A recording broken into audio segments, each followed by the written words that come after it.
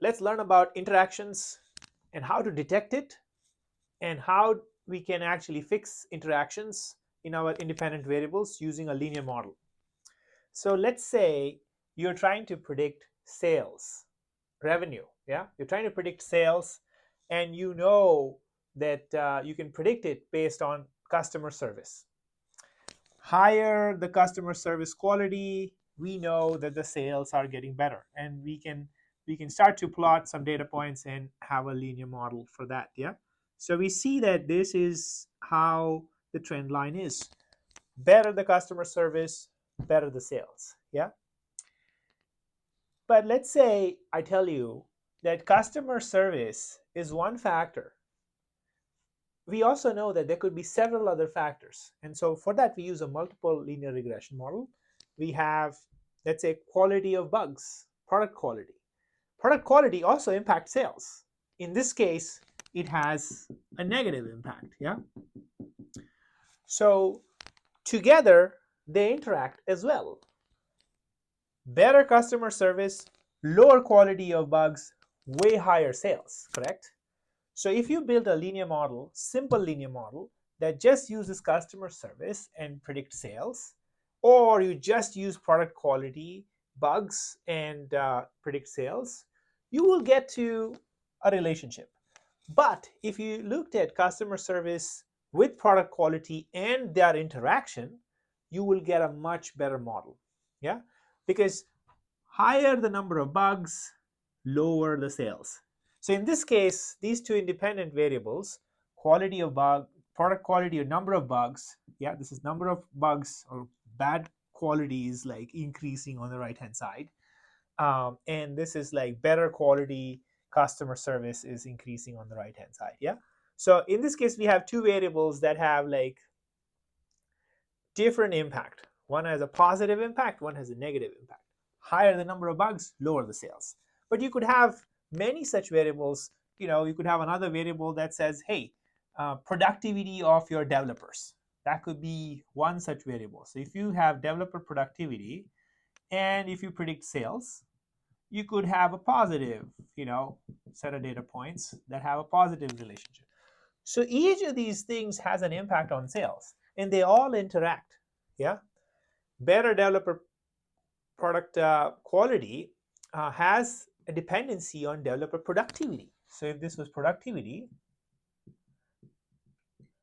you can start to see that if your developers are productive, they'll have less bugs. So there is a lot of interaction happening between these independent variables, and that has an impact on how you predict your dependent variable, in the case sales.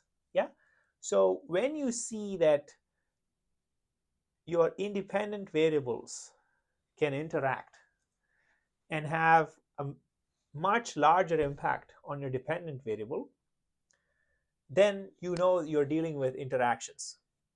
And how can you visually detect this? So that's the first step. Yeah, we want to detect.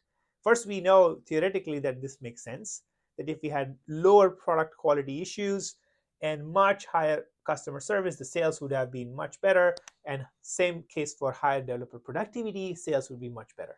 So the first thing you do is you look at two variables at a time. Yeah, you say, hey, I'm going to look at product quality, a fixed level of product quality. Let's say the bug level is 1.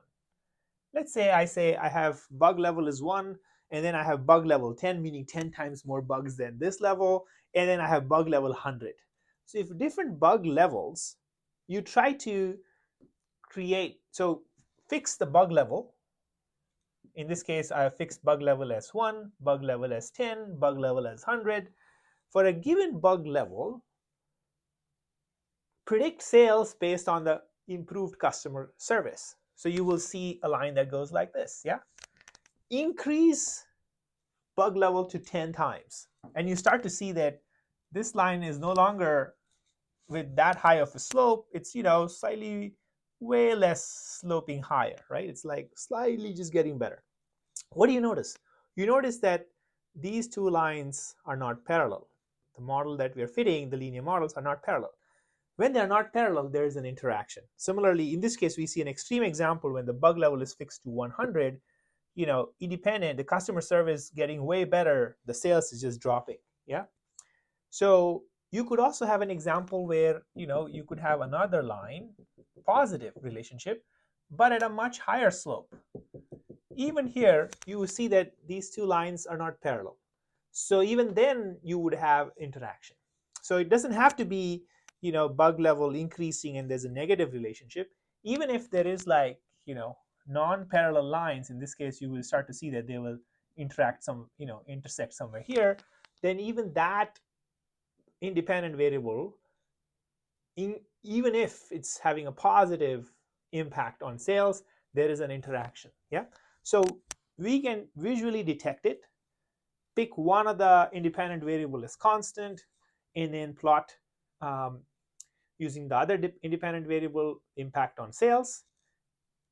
Change the independent variable that you had constant to a different level and see if the lines are parallel.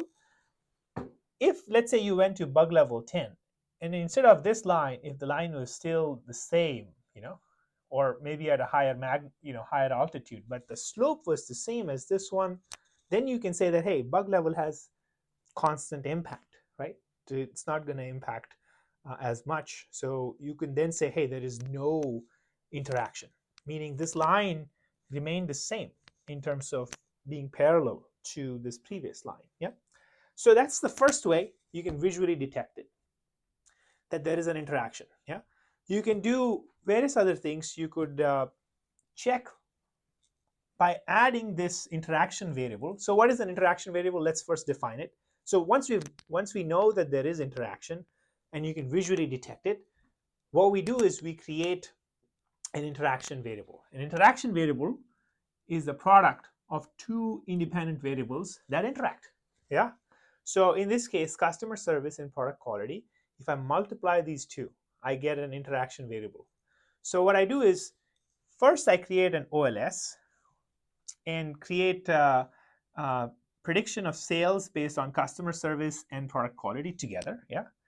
And then what I do is I add an interaction variable, customer service product quality plus customer service times multiplied by product quality.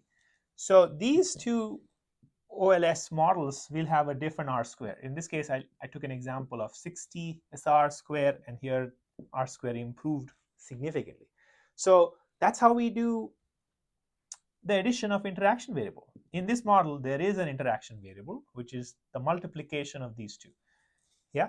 Similarly, what you do is you check whether your R square improved. In this case, you basically saw that R square did improve, and you can check, sales difference, like sales before, sales after, and your profitability. What is the impact? You can do some sort of cross validation.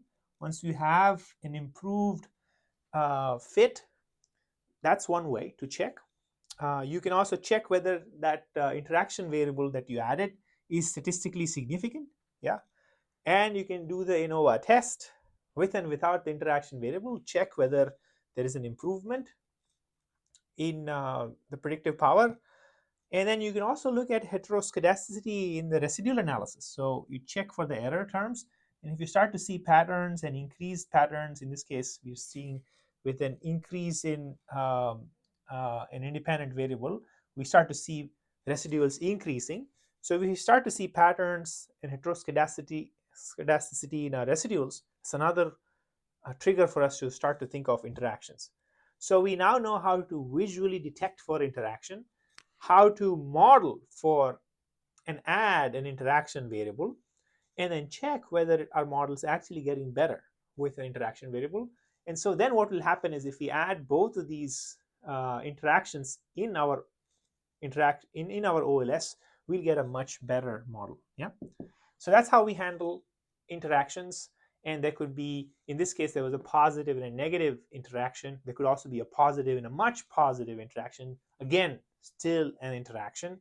And it's very important for you to know if these independent variables interact, then that has an impact on how well you can predict your dependent variable. Yeah. Interaction variables, done. Thanks.